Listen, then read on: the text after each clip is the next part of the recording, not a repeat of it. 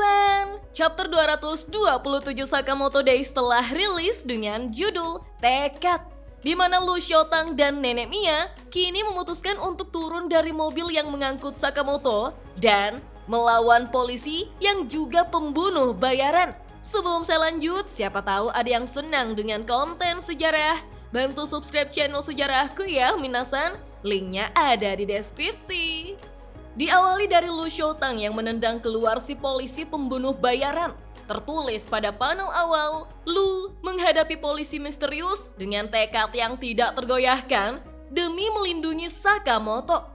Namun, Lu Xiaotang memanggil Shin untuk maju, tetapi Shin melarang Lu. Sekarang, polisi pembunuh bayaran itu mengeluarkan pentungannya untuk segera menyerang Lu Xiaotang. Menurutnya, bau alkohol tercium dari Lu Xiaotang. Jangan-jangan Lu Xiaotang masih di bawah umur. Lu Xiaotang pun terus menenggak alkohol 90%-nya dan beranggapan bahwa ucapan polisi itu membuatnya senang. Wah, siapa sih yang tidak suka dikira lebih muda? Lu Xiaotang pun melirik kondisi mobil yang berhenti berjalan, sementara para pembunuh bayaran sudah mulai bergerak merengsek masuk untuk menyerang Shin. Hal itu membuat Aoi segera memeluk Hana, sementara Shin berteriak agar mereka para bajingan mengeluarkan semua kemampuannya. Namun, seseorang menarik kerah baju Shin untuk melarangnya ikut bertarung. Dia adalah Nenek Mia. Dengan cepat, Nenek Mia bergerak keluar untuk langsung menyerang 7 orang pembunuh bayaran sekaligus dalam sekali jalan. Sontak, Shin sangat terkejut melihat bagaimana Nenek Mia yang dikenal sebagai seorang penyembuh holistik sekarang justru bertarung sebagai pembunuh bayaran yang hebat. Nenek Mia mengatakan bahwa gadis itu alias Lu Xiaotang mengorbankan dirinya. Jadi, dia mengingatkan Shin untuk tidak merusak momen ini. Diam saja dan lakukan apa yang diperlukan. Kindaka pun memanggil Nenek Mia. Kalau Nenek Mia tidak bersama mereka, lantas siapa yang akan menjaga Sakamoto? Nenek Mia menjawab bahwa dia sudah membantu Taro-chan semampunya. Sisanya ada di tangannya sekarang. Dan di titik ini, tugasnya sudah berakhir. Boylet pun berteriak bahwa tidak mungkin dia meninggalkan seorang gadis dan wanita tua begitu saja. Hal itu membuat Wutang marah dan meninju wajah Boylet yang ada di sebelahnya. Wutang menangis dan merasa kesal. Kenapa mereka masih ragu, dasar pengecut? Jangan sia-siakan tekad Nyonya Lu. Kalau tidak, akan Wutang penggal mereka semua. Saat itulah, Shin dan Kindaka yang berada di pintu belakang mobil tersadar dengan ucapan Wutang. Shin pun menatap punggung Lu Xiaotang dan berusaha menguatkan dirinya untuk segera menutup pintu belakang dan melanjutkan perjalanan. Ketika mereka sudah pergi, si polisi pembunuh bayaran mengomel tentang targetnya yang berhasil lolos dari genggamannya. Membuat Lu Xiaotang dan Nenek Mia waspada dengannya Minasan. Lu Xiaotang yang terus meminum alkoholnya mempertanyakan apakah Nenek Mia bisa bertarung. Nenek Mia tampak membakar rokoknya dan menjawab bahwa dia lebih ahli dalam memperbaiki. Di saat seorang pembunuh bayaran membawa pisau untuk bersiap menyerang Nenek Mia, siapa sangka Nenek Mia dengan cekatan memegangi tangan yang membawa pisau itu dan menekan ke titik akupunktur hingga orang itu berteriak kesakitan. Namun, sebelum pisau pembunuh bayaran itu terjatuh ke tanah, Nenek Mia sudah menangkapnya dan membalikannya dengan jemarinya untuk langsung ditancapkan di dada si pembunuh bayaran itu. Menurut Nenek Mia, menghancurkan justru terasa jauh lebih mudah. Melihat itu, polisi pembunuh bayaran pun memakinya sebagai nenek tua sialan. Dia akan memaksa Nenek Mia untuk menyerahkan lisensinya. Nenek Mia pun menjawab, sayangnya lisensi pembunuh bayarannya sudah berakhir 10 tahun lalu. Jadi, mungkin dia tidak bisa menahan dirinya untuk berhenti membunuh. Nenek Mia pun menarik lengan bajunya dan tiba-tiba si polisi pembunuh bayaran tidak bisa bergerak setelah tanpa sadar terkena jarum akupunktur di lengan kiri atasnya. Siapa sangka Nenek Mia sudah naik di atas tubuh polisi itu sambil berkata, tidak semudah itu. Jarum-jarum itu ditancapkan dengan tepat ke titik tekan tubuhnya. Nenek Mia pun mulai menusuk leher polisi itu dengan jarumnya, kemudian menarik jarum itu sampai merobek leher polisi pembunuh bayaran. Alhasil, polisi itu pun terjatuh tanpa bisa melawan. Lu Xiaotang yang masih menikmati alkoholnya memuji kehebatan Nenek Mia yang luar biasa. Nenek Mia pun protes karena Lu Xiaotang tidak melakukan apa-apa selain minum saja.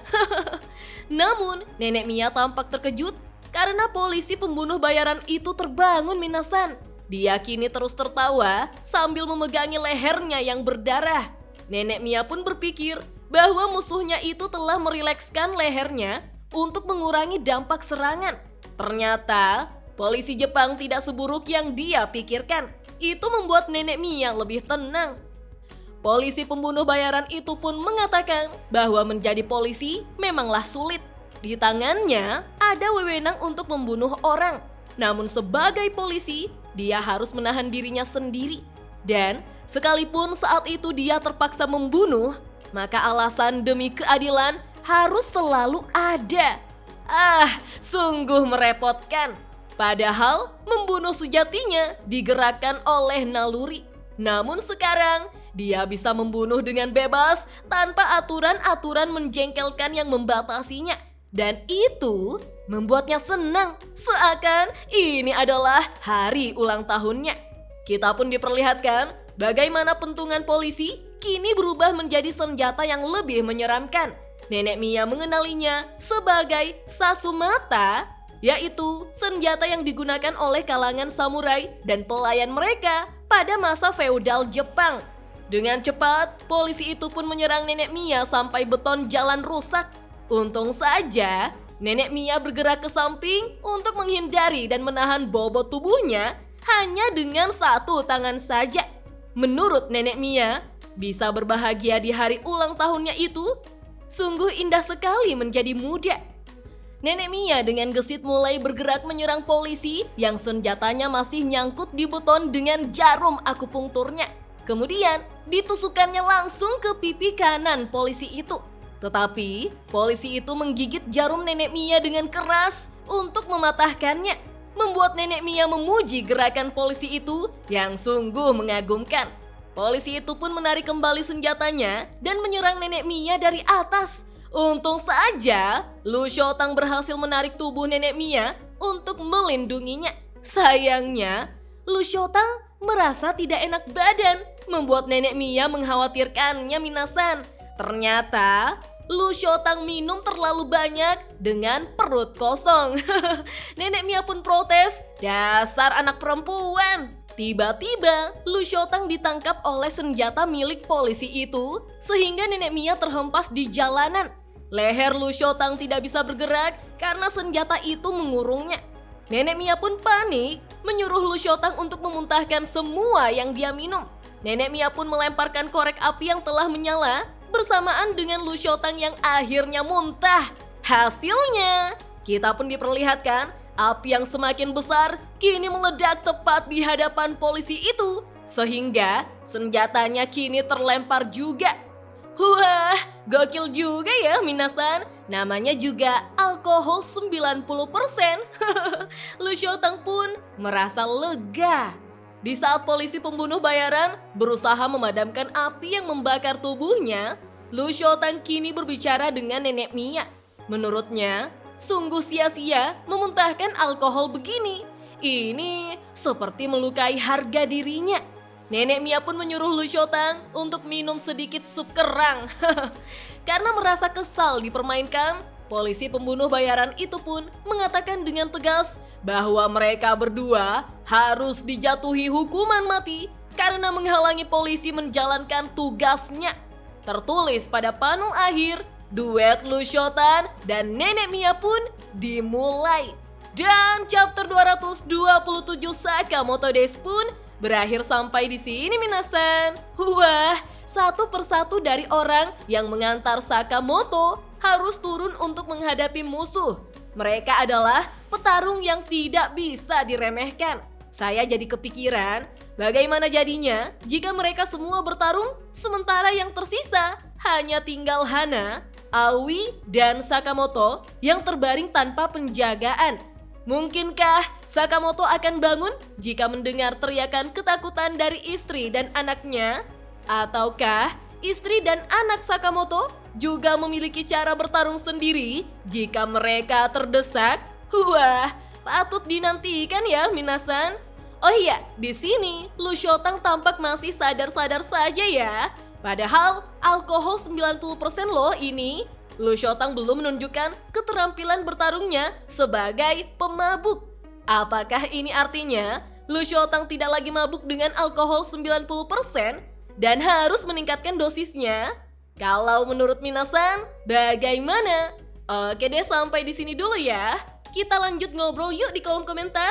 Dah.